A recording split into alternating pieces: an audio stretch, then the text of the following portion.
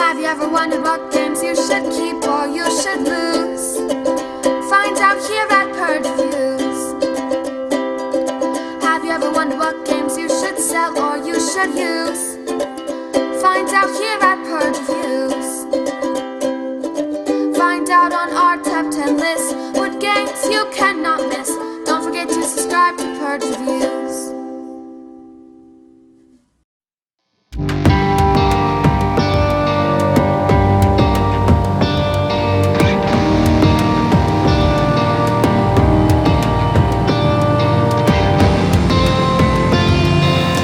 So today on Purge Reviews, we're talking about Dream Home.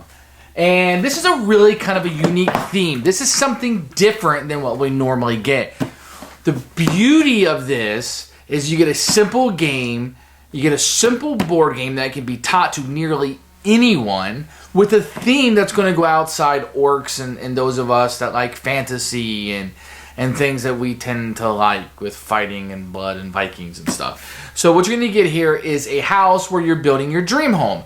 And you're using this odd card selection, which I think is a poor man's or a beginner's drafting, to get cards to put down on your home to score points. It's super simple to teach. It's super simple to play. The game flows very quickly. On your turn, you're just going to grab two cards. You're going to place them with very simple placement rules that will score you victory points at the end of the game. This game, I can't stress enough how easy it is to play, how easy. This is what mass market games should be. There is not a designer on the box. So it's almost like a mass market game. No designer. Maybe Clemens Kalaki. A mass market game does not have to be roll and move or spin or some kind of screwage. It can be a legitimate game. It can have fun. And we're starting to see this in Barnes & Nobles and Target and other places. This is one of those games that can be that. And I like that. The artwork is cute. It doesn't have naked women on it. It doesn't have people and monsters killing each other. It's about designing a home, and this is going to appeal to so many people. Now, the game is rather simple. There isn't a lot of like big, meaty decisions. It's a concourse of a lot of small decisions that add up to something big, your home, which is normally the largest purchase in somebody's life, right? So let's take a look at the components. Let's take a look at the game, and let's see how it flows and see if it's something maybe that you'd like. So what we get here with Dream Home is a beautiful box that looks fantastic. Looks great. It shows somebody moving into a new home. So that's kind of what you're getting here. And what you're going to have is, I want to show this to you, which is an insert that looks like a house. I think that's a really cute little thing that you're going to have with this. So let's take a look at the game set up and see what you get in the box, because what you get is pretty good. So what you're going to get here, this is the border you'll be picking the cards from each round. This is where the majority of the game is going to happen.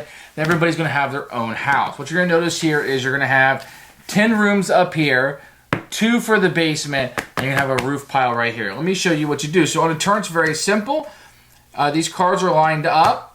You will take a set of cards. You always get one on the top, one on the bottom, but they match up. So like this. And you will place these in your house. If you take this one, you get first player, but only a room card. You're not going to get a roof card. So let me show you what these do. So the roof cards will come in different colors, and these two right here are really close. Maybe it doesn't look close when you're looking at it, but when you're trying to memorize it, it will. So whatever roof you get, so on your turn, you'll take 2 cards, but they have to go together. So the roof card will come down here, and you can never look at it again. And then you will place your room card somewhere on it. Now you can never place a card unless there's something below it. So these 3 do not require anything below it, but these 2 do. Let me see. So you'll have these cards. It's a garage, but they look green here at the top. It's not just a garage. There's other ones, and they will go down here in your basement.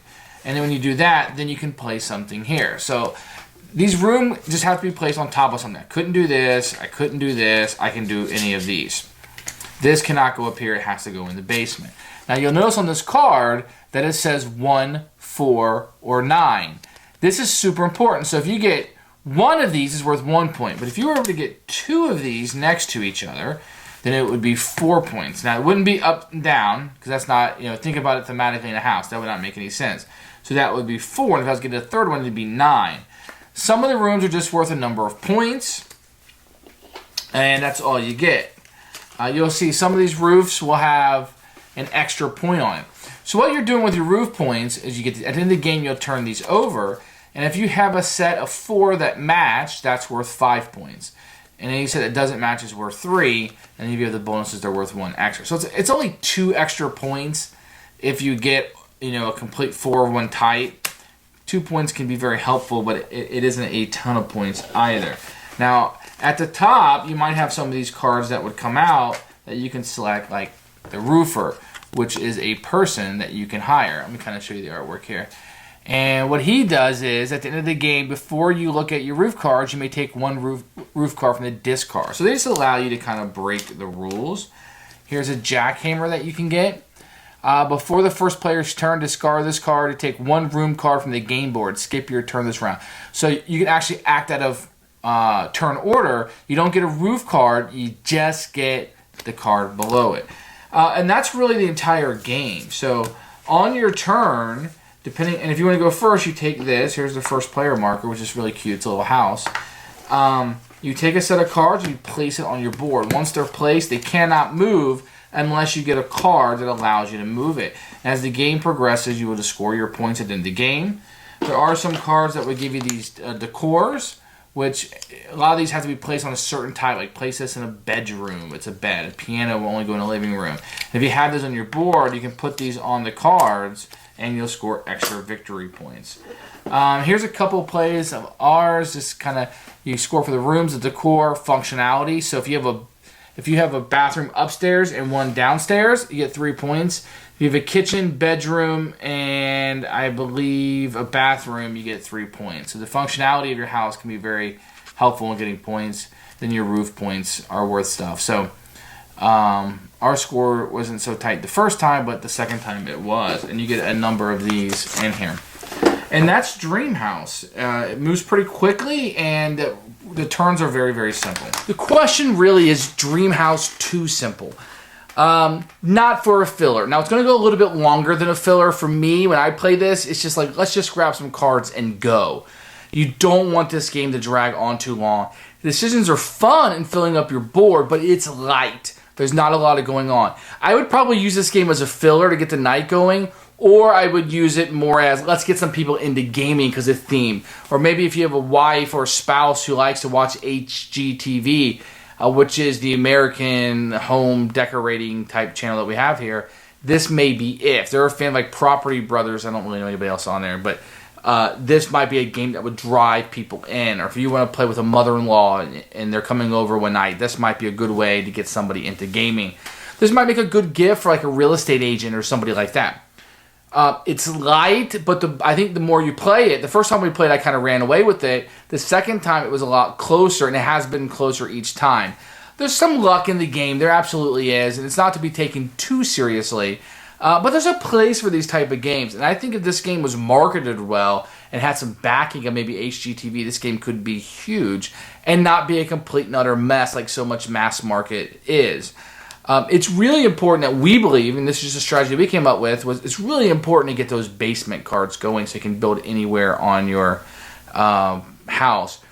There's a lot of screwage, and even if you don't need a basement card, just getting rid of it for somebody. Now, in a 2 and 3 player game, before you take the cards, the first player eliminates some cards, a set of cards.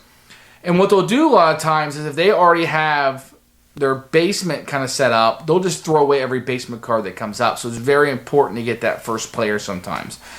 First player is really important if you're trying to get a certain card. Now, towards the end, when people are trying to finalize their sets, it may not be as important because they're not going to get it. But if you're playing a 2 or 3 where somebody can just screw you and take out exactly what you need and not have to place it on their board, woo, that can be a dirty, dirty business.